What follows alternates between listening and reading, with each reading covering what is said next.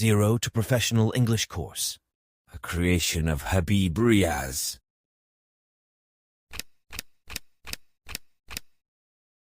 English Text Reading and Understanding Practice, Lesson number 19, the last lesson, Part 1.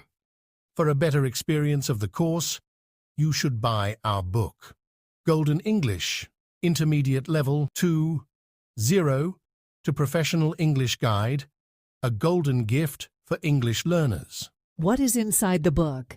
This book is very beneficial for intermediate level students. It contains part of speech, auxiliary verbs or modals, some additional structure of English sentences, 20 stories for Urdu to English practice, direct and indirect, 20 lessons for English text reading and understanding, 35 lessons for English speaking practice, and many more things. I am sure that my book, Golden English, would be a perfect need for English learners, as this will serve as a complete guide to improve their English skills, starting from zero knowledge to advanced levels. Especially translation, English text understanding, and speaking skills, whether starting from zero knowledge to advanced levels. Error is human nature, so if you notice any mistakes in the book, please do not hesitate to inform me. I would be grateful for this act of kindness.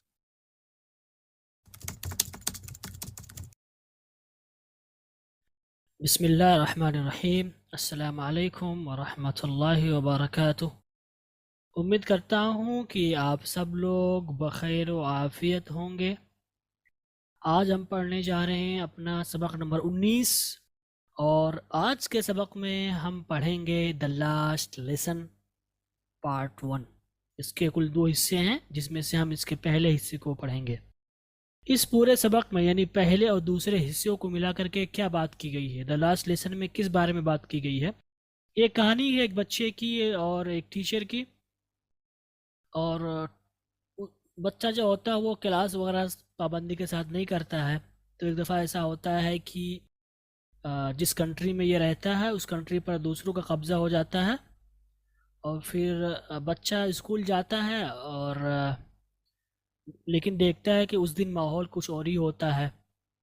ठीक है, और रास्ते से गुज़रता है तो देखता है कि जहाँ पर ख़बरें जो है आती थी या जहाँ पर ख़बरों को शाये किया जाता था वहाँ पर उस दिन काफ़ी भीड़ लगी होती है।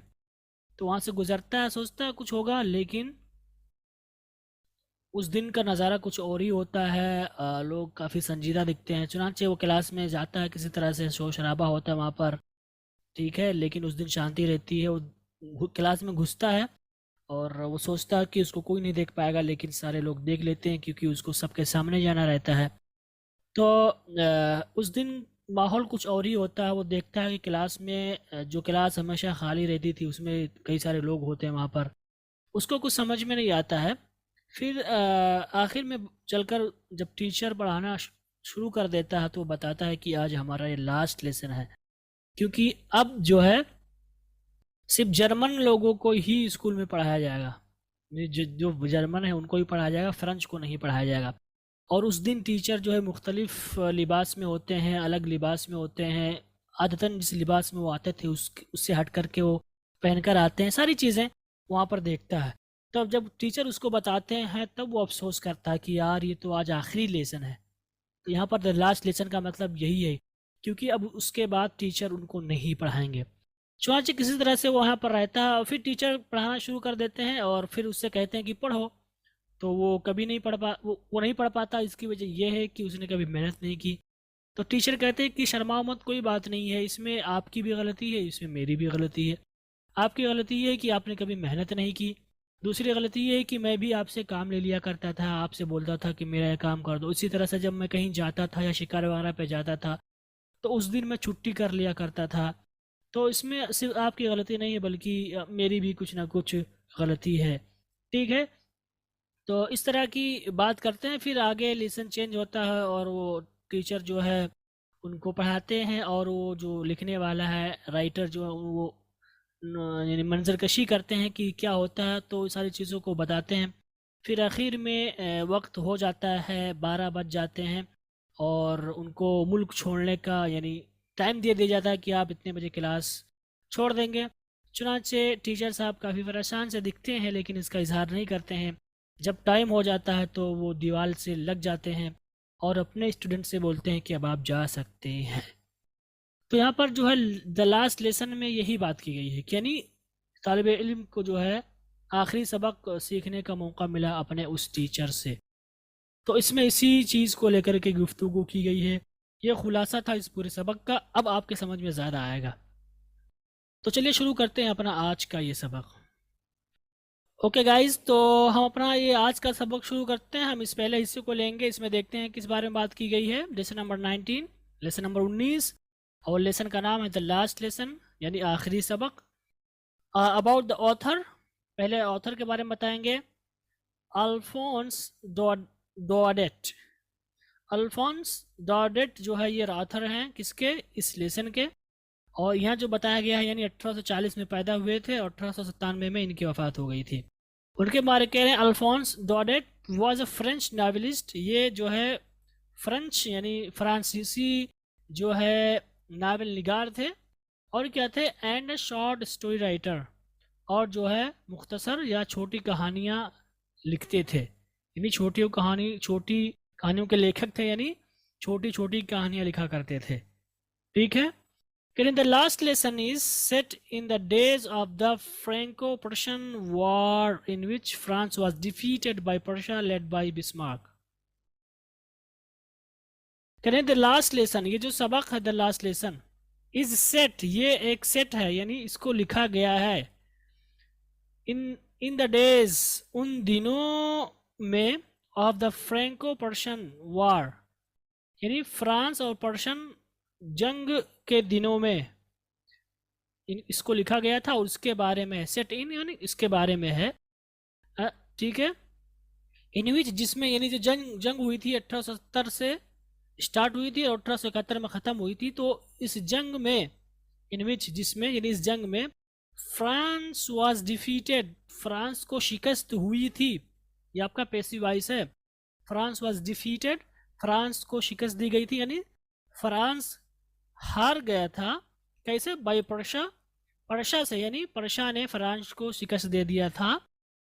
लेड बाय बिस्मार्क, यहाँ पर लेड बाय का क्या मतलब है, ये बिस्मार्क एक फौजी रहे होंगे या जो इनका रहा हो अपना ओहदा। तो ये जो पर्शियन फौज थी यानी पर्शा की फौज थी, उसकी क़यादत कौन कर रहे थे, बिस्मार्क कर रहे थे। ओके, तो यहाँ पर क्या माना होगा, बिस्मार्क के ज़ेर क़यादत पर्शिया ने फ्रांस को शिकस्त दे दिया था जिस जंग में।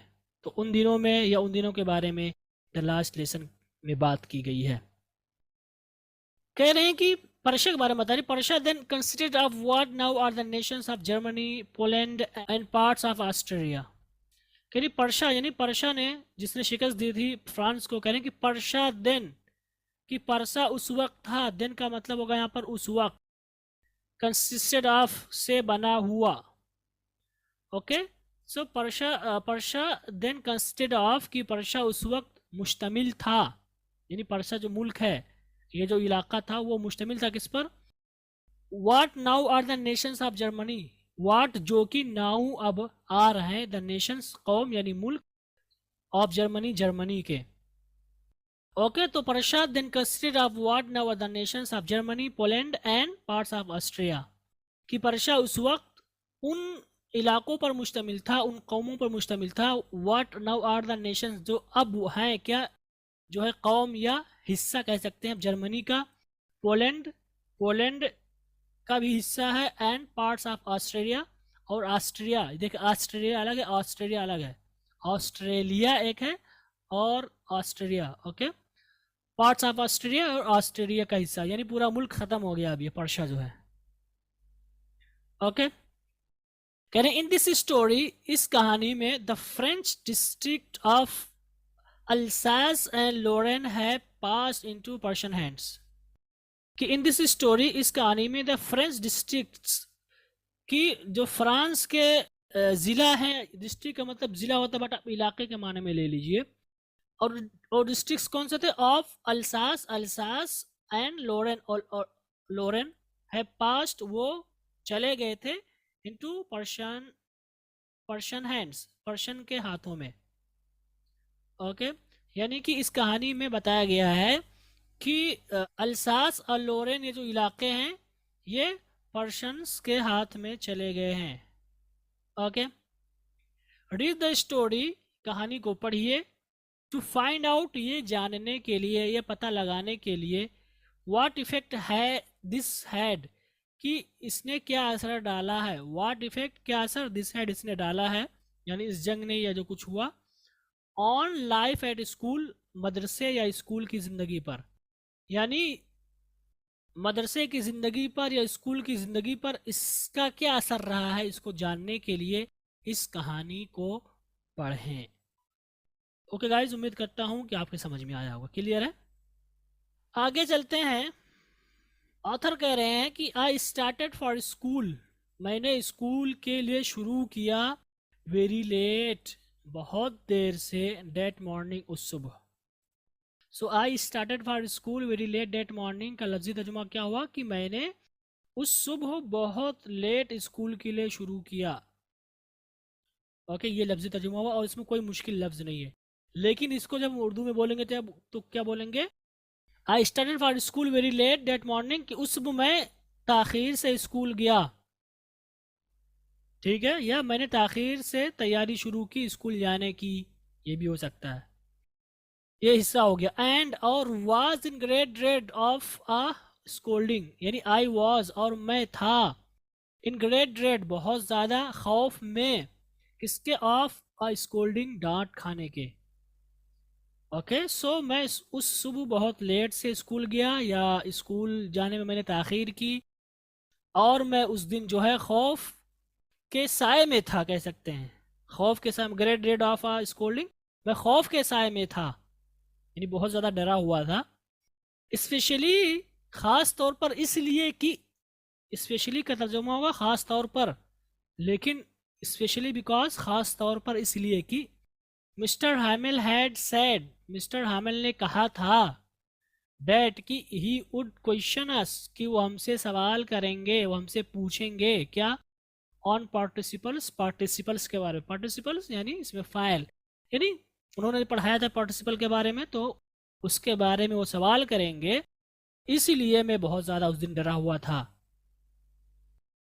और क्या था? And I did not know the first word about them, और मैं नहीं जानता था, या लफ्ज़ी तर्जुमा हुआ मैं नहीं जानता था, या आप कह सकते हैं मुझे नहीं पता था। द फर्स्ट वर्ड, पहला लफ्ज़, पहला कलिमा अबाउट देम, उनके बारे में, पार्टिसिपल के बारे में, यानी पार्टिसिपल के बारे में मुझे पहले लफ्ज़ का भी इल्म नहीं था, यानी मैं कुछ भी नहीं जानता था।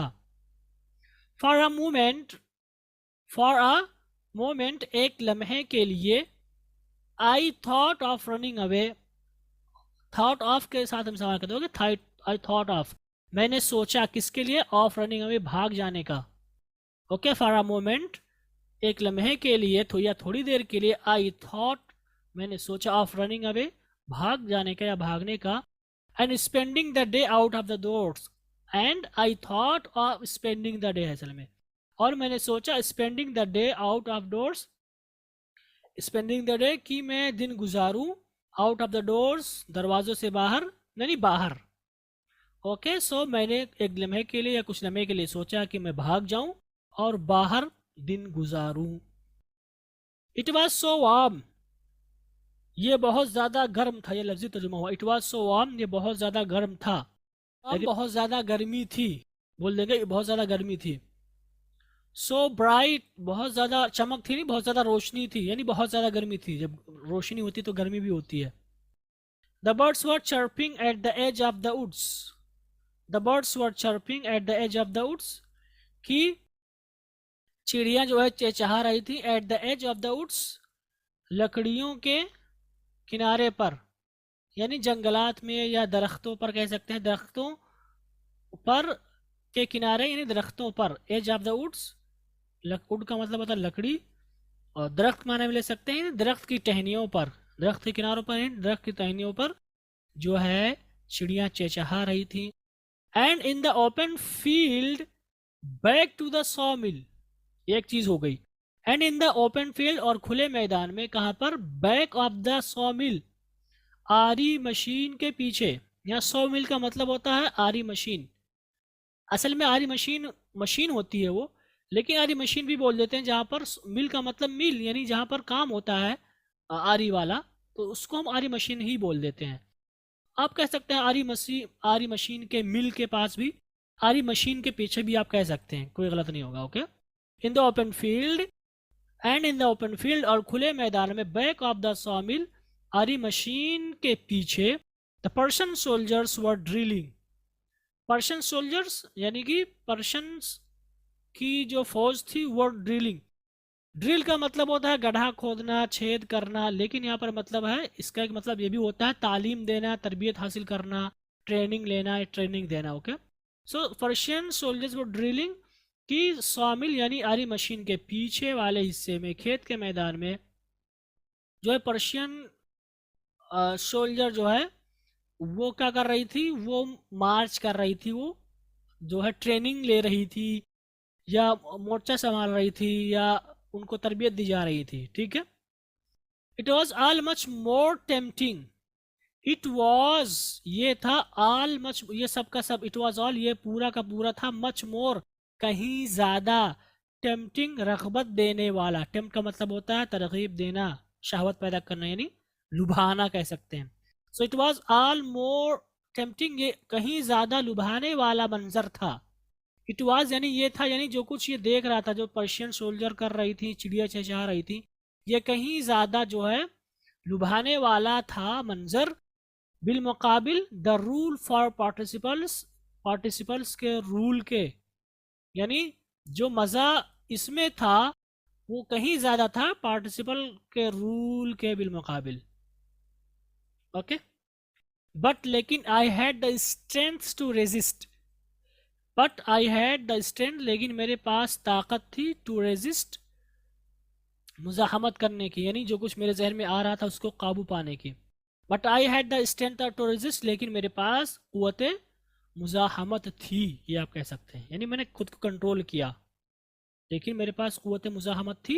ये लफ्ज़ी तर्जुमा हुआ, लेकिन आप कहेंगे लेकिन मैंने खुद को संभाला, मैंने खुद को काबू में किया। और क्या हुआ, एंड हरीड ऑफ, और जल्दी से भागा, टू स्कूल, स्कूल की तरफ, यानी स्कूल के लिए जल्दी से भागा। स्कूल की तरफ के बजाय बोल देंगे स्कूल के लिए जल्दी से भागा। कह रहे when I pass the town hall, जब मैं टाउन हॉल के पास से गुजरा, यानी वहां पहुंचा या वहां से होकर गुजरा। देयर वॉज अ क्राउड, तो वहां पर क्या देखा मैंने, देयर वॉज अ क्राउड, वहां पर भीड़ थी। कहाँ पर, in front of the bulletin board, bulletin board के सामने। बुलेटिन बोर्ड किसे कहते हैं, यानी बुलेटिन बोर्ड कहते हैं उस बोर्ड को जहाँ पर ऐलानात वगैरह आते हैं या कोई खबर आती है तो वहाँ पर चिपका दिया जाता है ना, तो यहाँ पर बुलेटिन बोर्ड इसको बोलते हैं। अगर आप स्कूल में पढ़े हो तो आपने देखा होगा कि ऐलान आता है तो एक ख़ास जगह होती है, हर जगह ऐलान नहीं लगता है, एक ख़ास हिस्सा होता है जहाँ पर सारे ऐलानात आते हैं। तो यहाँ पर वही कह रहा है, in the front of bulletin board, कि बुलेटिन बोर्ड के सामने जो है भीड़ इकट्ठा थी। For the last 2 years, for the last 2 years, कि पिछले 2 सालों के लिए, ये आपका लफ्जी तर्जुमा हुआ लफ्ज़ के अतबार से, राइट। फॉर का मतलब लिए, लास्ट का मतलब पिछला, 2 का मतलब 2, ईयर्स का मतलब साल। So for the last 2 years, इसका मतलब होगा पिछले 2 सालों से, लेकिन हम बोल देंगे कि पिछले 2 सालों के लिए नहीं बल्कि पिछले 2 सालों से। ऑल आवर बैड न्यूज़, हमारी जो बुरी खबरें, ऑल हमारी, आवर बैड न्यूज़ हमारी बुरी खबरें, यानी हमसे मुताल्लिक जो बुरी खबरें थी, हैड कम फ्राम देयर, वो वहीं से आती थी, यानी वहीं पर सारी खबरें 2 सालों से चिपक रही हैं उन्हीं, यानी सारी खबरें वहीं से फैलती हैं। अब वो बुरी खबरें क्या हैं आगे बता रही है, ये जो डैश लगा हुआ है, यानी बुरी खबरें क्या, जैसे कि क्या बुरी खबरें, उसकी तशरीह कर रहे हैं कि द लास्ट बैटल्स, जैसे कि हारी हुई जंगें, उसके बारे में खबर यहीं पर आई थी। द ड्राफ्ट, ड्राफ्ट के बारे में खबर यहीं पर आई थी। The orders of the commanding officer, और कमांडिंग ऑफिसर का जो अहकामात जारी होते थे यहीं से हमें मिलते थे। ठीक है। तो कह रहे हैं कि बुरी खबरें यहीं से आती थी, यानी जो बुलेटिन बोर्ड था, तो वहाँ से गुजरा, ये बात हो गई। बाकी बीच में उसने एक अलग सी बात कही है, and I thought to myself without stopping, कि मैं गुजरा वहाँ से, and I thought to myself, और मैंने खुद से सोचा, ओके, या खुद से सोचा, विदाउट स्टॉपिंग, रुके बगैर, क्या सोचा? What can be the matter now, कि अब क्या मामला हो सकता है। What can be the matter now, कि अब क्या मामला हो सकता है, यानी क्या हो सकता है अब। आगे कह रहा है देन, फिर as I hurried by as fast as I could go, as I hurried, जैसे ही मैंने जल्दी की, by as fast as I could go, जितनी तेजी के साथ मैं जा सकता था।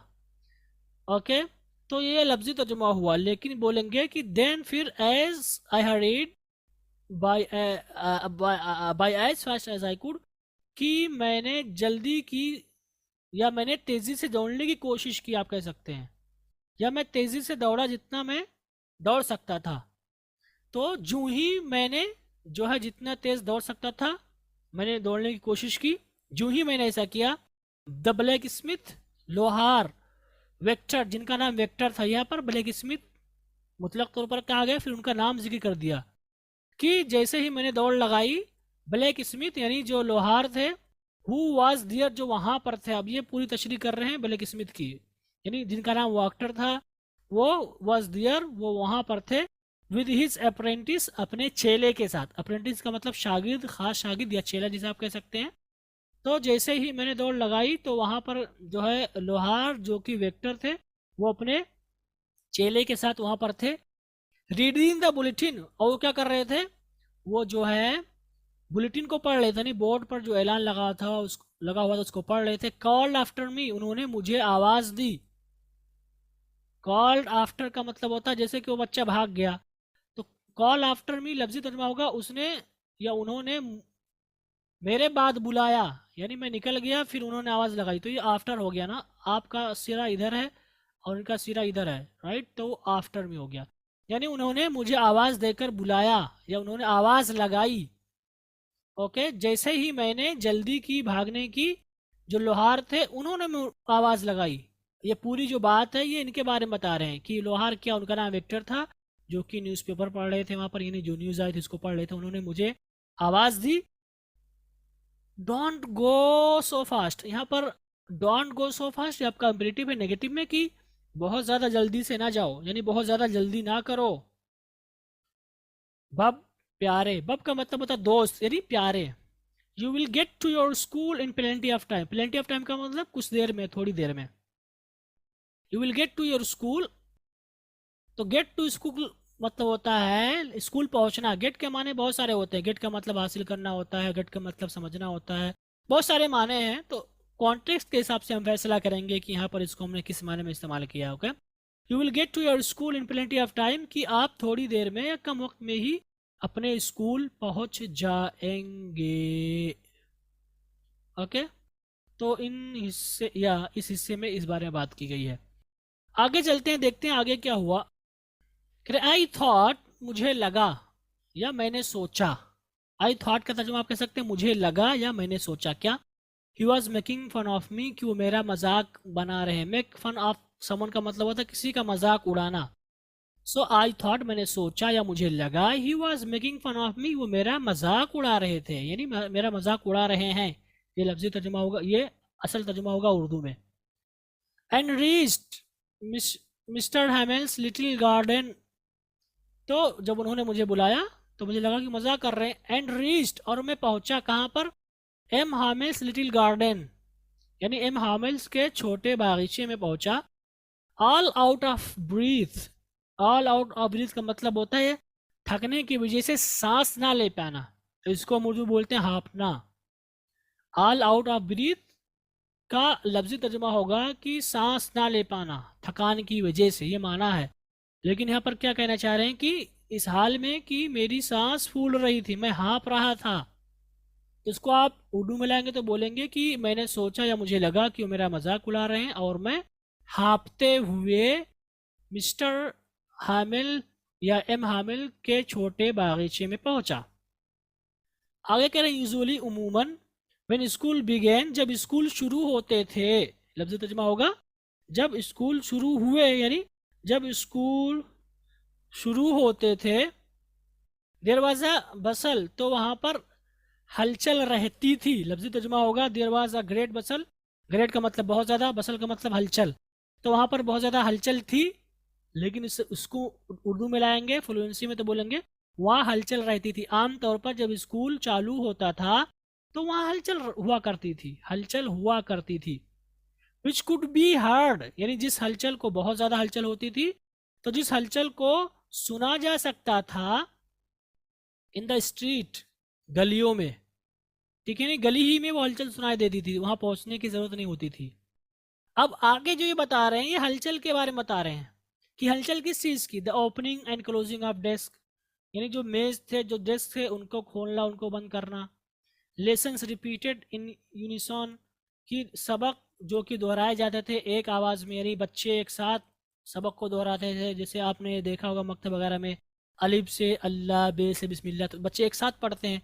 तो यहाँ पर वही कह रहे हैं कि लेसन जिसको दोहराया जाता था एक लय में, एक आवाज़ में, ठीक है, वेरी लाउड, बहुत ज़ोर से।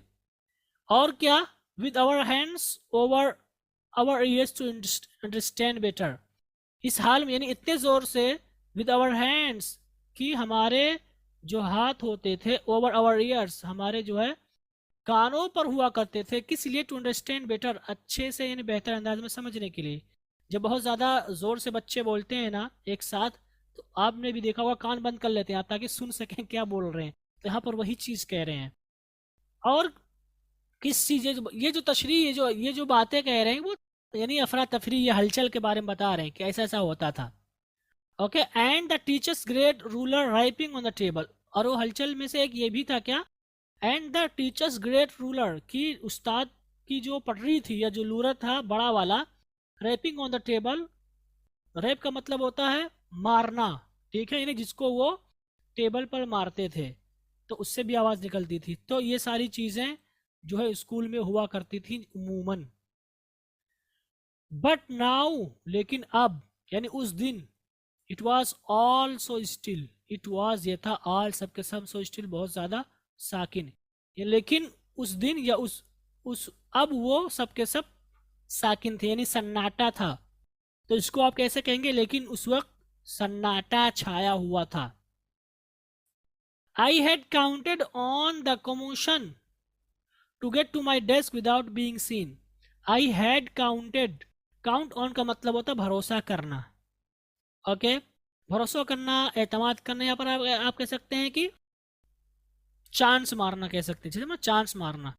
तो आई had counted on the commotion, कि मैंने जो है, कमोशन का मतलब जो अफरा तफरी थी वहाँ पर, तो आई काउंटेड ऑन द कमोशन, कि मैं उस हलचल का फ़ायदा उठाता था या चांस मारता था, to get to my desk, अपने डेस्क पर जाने के लिए, without being seen, without being seen, दिखाई दिए बगैर।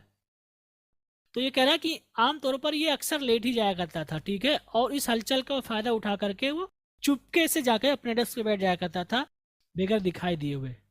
ऐसा होता है ना, जो बच्चे भागते रहते हैं वो छुपके ही जाते हैं, राइट।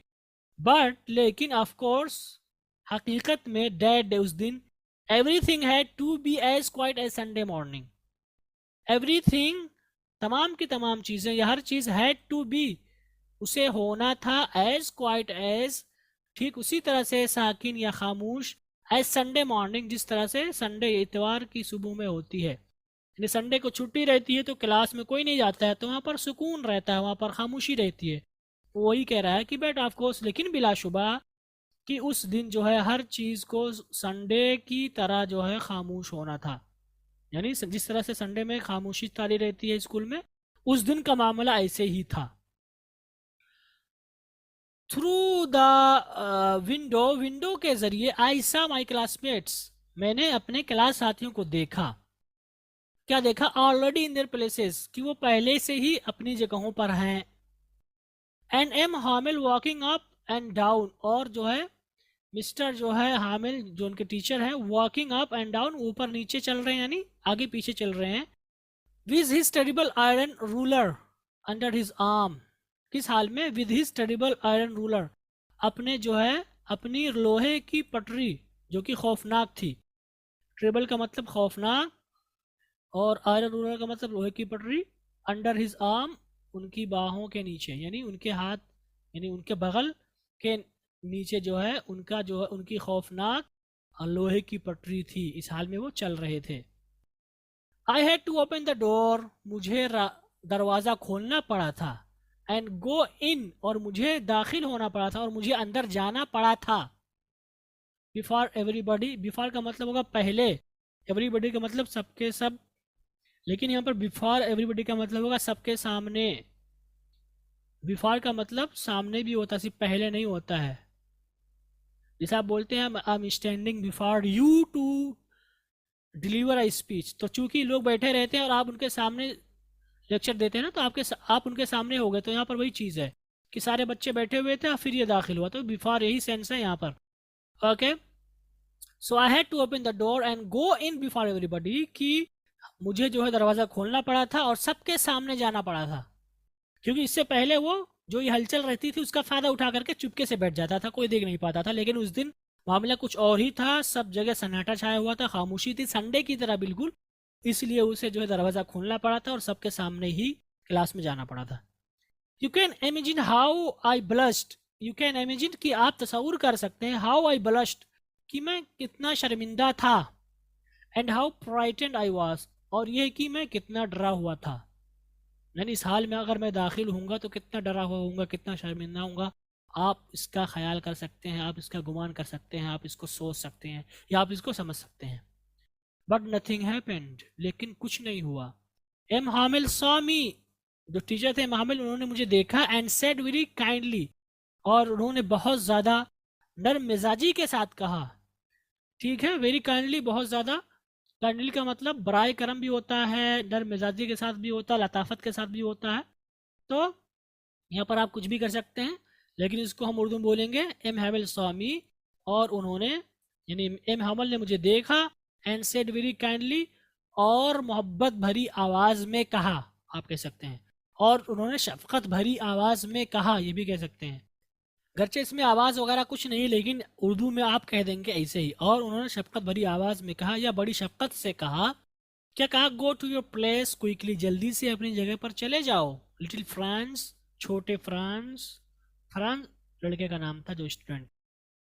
और उन्होंने, ये इंपरेटिव सेंटेंस है राइट, और उन्होंने क्या कहा? उन्होंने और कहा we were beginning without you, we were beginning कि हम लोग शुरू कर रहे थे, विदाउट यू आपके बगैर, यानी कि वो लेट आया था तो वहाँ पर था नहीं, तो वही कह रहे हैं कि आप नहीं थे या आपके बगैर ही हम लोग सबक शुरू करने जा रहे थे। ओके गाइस, तो यहाँ पर इस हिस्से का ये माना हुआ। उम्मीद करता हूँ कि आपके समझ में आया होगा। आगे चलते हैं और हम अगले हिस्से को लेते हैं। Can I jumped over the bench, कि मैं बेंच के ऊपर कूदा, यानी बेंच के ऊपर से कूदा। And set down at my desk, और अपने डेस्क पर बैठ गया, यानी बैठे हुए थे लोग तो मैं बेंच से कूदा और डेस्क पे बैठ गया। नॉट टिल देन, तभी नहीं। When I had got a little over my fright, when जब I had got a little over, get a little over का मतलब होता थोड़ा सा काबू पाना, माई फ्राइट अपने खौफ पर, यानी मैं बहुत ज़्यादा डरा हुआ था। तो नॉट टिल देन कि जैसे ही, ये माना है यहाँ पर। तो नॉट टिल देन लफ्ज़ी तर्जुमा होगा कि उस वक्त तक नहीं, यानी जैसे ही। डिड आई सी, ये असल में है, not till then did I see, ये अलग चीज़ है बीच में। When I had to get a little over my fright, कि जब मैंने अपने खौफ को काबू में रख लिया, यानी मेरा डर ख़त्म हो गया।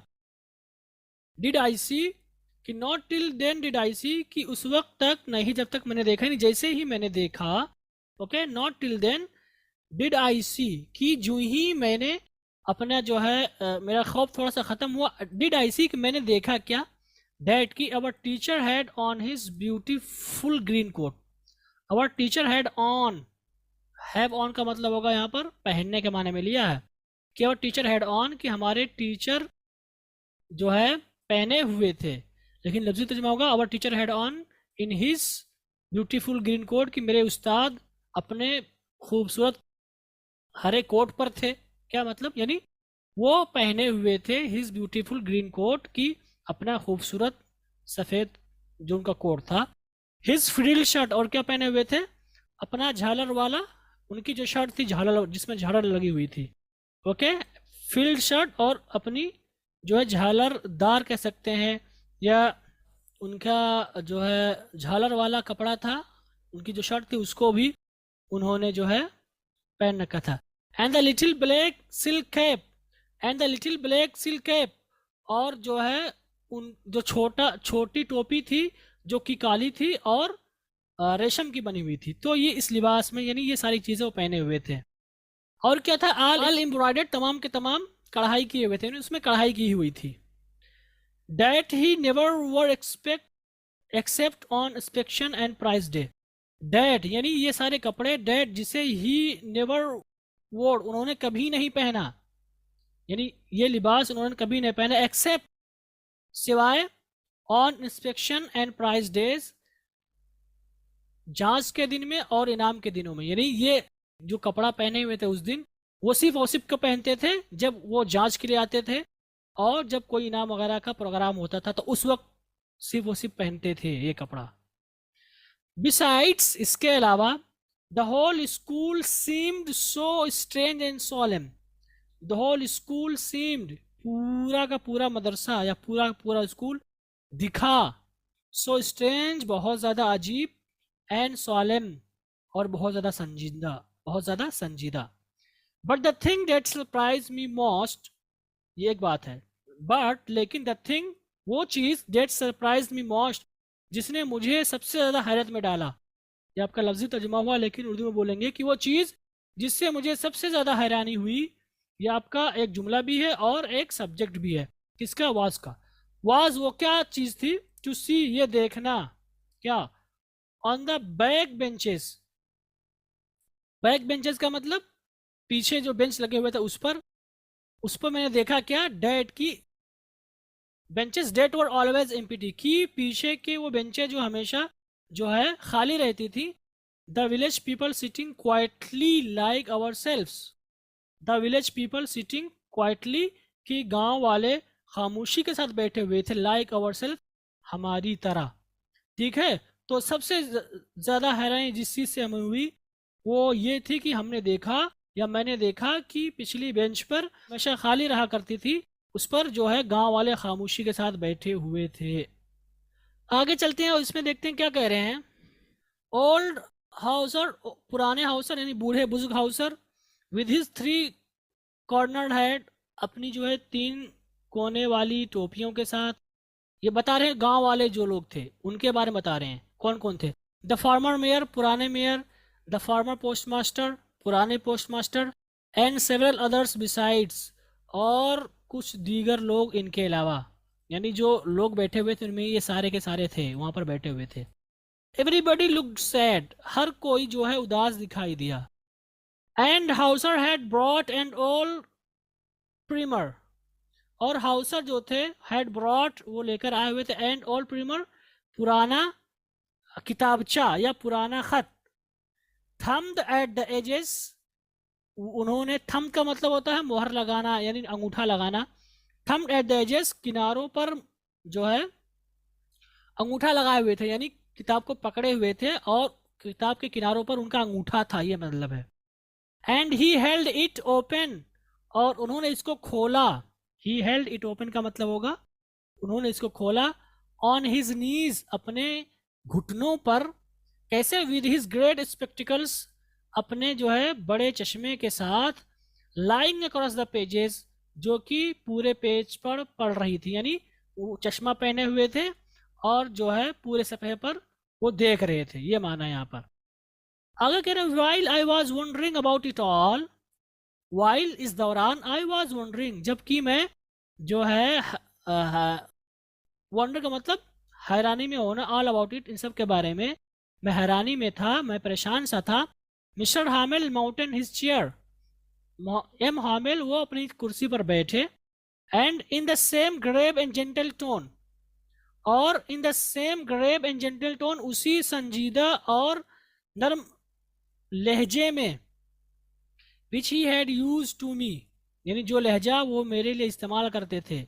सैड, उन्होंने कहा, यानी उसी लहजे में, उसी भारी और संजीदा, या संजीदा, ग्रेव का मतलब कब्र भी होता है और संजीदा भी होता है।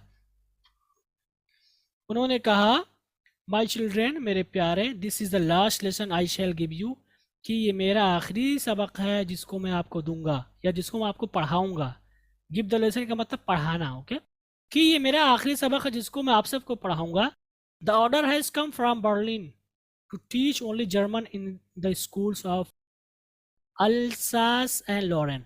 The order has come from Berlin. Berlin से हुक्म आया है कि इस चीज़ का, टू टीच ओनली जर्मन, कि सिर्फ जर्मन को पढ़ाया जाएगा in the schools of Alsace and Lorraine, Lorraine और अल्सास के स्कूलों में. Okay. The new master comes tomorrow. So the new master comes tomorrow, ये आपका प्रेजेंट में है बट इसका तर्जुमा फ्यूचर में करेंगे कि नया मास्टर कल आएगा. This is your last French lesson. ये आपका आखिरी फ्रेंच का सबक है. आसान सा जुमला है. I want you to be very attentive.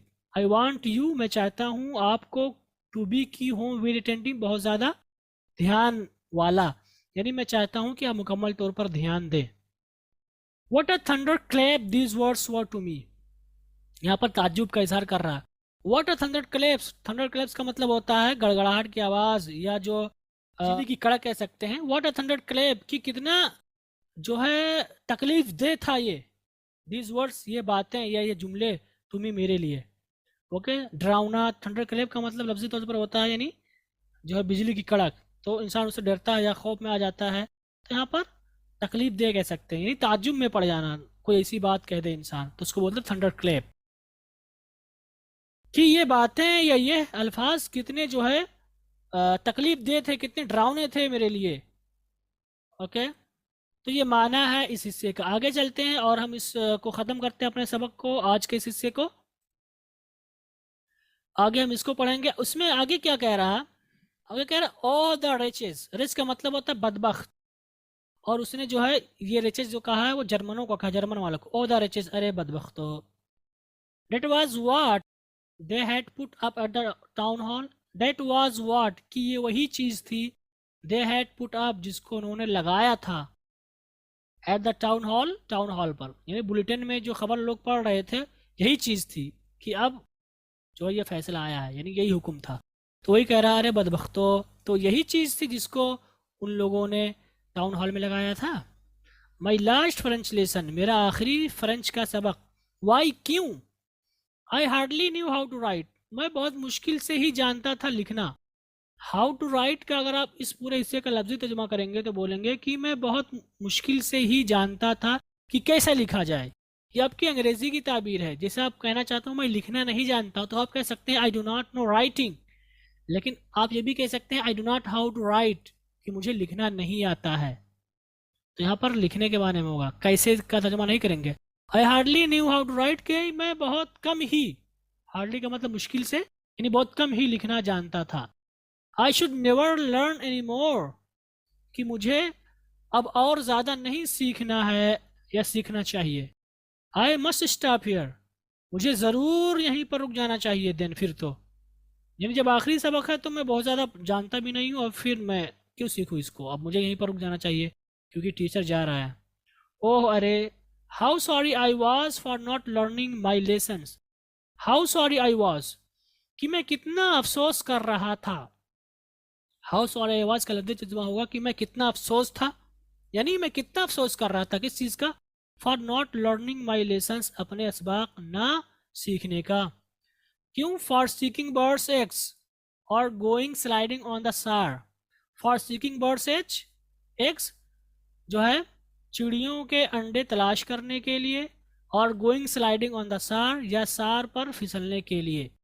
तो यहाँ पर क्या कहना चाह रहा है कि how sorry I was for not learning my lessons, कि मैं कितना अफसोस कर रहा था कि मैंने अपने असबाक को नहीं सीखा. फॉर सीकिंग बर्ड्स एग्स और गोइंग स्लाइडिंग ऑन द सार, जो है चिड़ियों के अंडे तलाश करने के लिए, और जो है सार नदी, सार एक नदी है, और सार में फिसलने के लिए. यानी कह रहा है कि मैं कितना अफसोस कर रहा था कि मैंने जो है सबक नहीं सीखा, और मैंने अपने वक्त को यूं ही ज़ाय किया. मैंने अपने वक्त को यूं ही ज़ाय किया शिकार करने में आप कह सकते हैं, और मज़ा करने में सार नदी पर. ठीक है, इस बात का अफसोस है मुझे. कह रहा माई बुक्स, मेरी किताबें, इट हैड सीम्ड, जो दिखाई देती थी, सच अ न्यूसेंस, बहुत ज़्यादा परेशान कुन, वाई लगो थोड़ी देर पहले, यानी ये किताबें मुझे अजीब सी लगती थी. थोड़ी देर पहले। सो हैवी टू कैरी, और जो किताबें लादने में बहुत ज़्यादा वजनी थी। माई ग्रामर, मेरी ग्रामर की किताब कह सकते हैं। And my history of the saints, और साधुओं की तारीख के बारे में जो मेरी किताब थी। वर ओल्ड फ्रेंड्स, वो जो है वर ओल्ड फ्रेंड्स नाउ, अब वो मेरे पुराने दोस्त हो गए थे। डैट, इतने की I could not give up, कि मैं छोड़ नहीं सकता था। यानी कि जो किताबें बकवास लगती थी, अब ये जब बात मैंने सुनी तो ये सारी की सारी बातें मुझे जो है ऐसा लग रहा था कि ये मेरे पुराने दोस्त हो गए हैं और मैं इन सबको नहीं छोड़ सकता था। एंड मिस्टर हामिल टू, और मिस्टर हामिल भी, यानी वो उनके साथ रहते रहते मोहब्बत सी हो गई थी और उनको नहीं छोड़ सकता था। The idea that he was going away, the idea, ये ख्याल, डेट की ही वॉज गोइंग अवे, कि वो बाहर जा रहे हैं, यानी जा रहे हैं। डेट, ये कि, यानी ये एक तो ये कि जो है वो बाहर जा रहे हैं हमेशा के लिए, ये वो जा रहे हैं दूर। और ये कि I should never see him again, कि मैं उनको अब कभी नहीं देखूंगा। तो इन सारी चीज़ों ने made me forget all about his rural and how cranky he was. तो इन सब ने मुझे भुला दिया, मेड मी फॉरगेट, इन सब ने मुझे भुला दिया क्या, ऑल अबाउट हिज रूलर, उनकी जो है पटरी के बारे में, यानी पटरी से मारते थे, इसको भुला दिया। And how cranky he was, और ये कि वो कितना चिड़चिड़ा मिजाज के थे, इस चीज़ को भी मुझे भुला दिया। तो ये जो सारी बातें हुई, इन सारी बातों की वजह से आप कह सकते हैं कि ये इस ख्याल की वजह से कि वो हमेशा के लिए चले जाएंगे, और ये कि मैं उनको दोबारा कभी नहीं देख पाऊंगा, इन सारी बातों की वजह से मैं उनके चिड़चिड़ेपन को और उनकी पट्टी को भूल गया था। ओके गाइस, तो इस पूरे हिस्से में इस चीज़ के बारे में बात की गई है और ये तर्जुमा है इस हिस्से का। उम्मीद करता हूँ कि आपके समझ में आया होगा। अब यहीं पर हम रुखसत होते हैं और अपना सबक यहीं पर बंद करते हैं आज का। इंशाअल्लाह कल हम मिलेंगे दूसरे हिस्से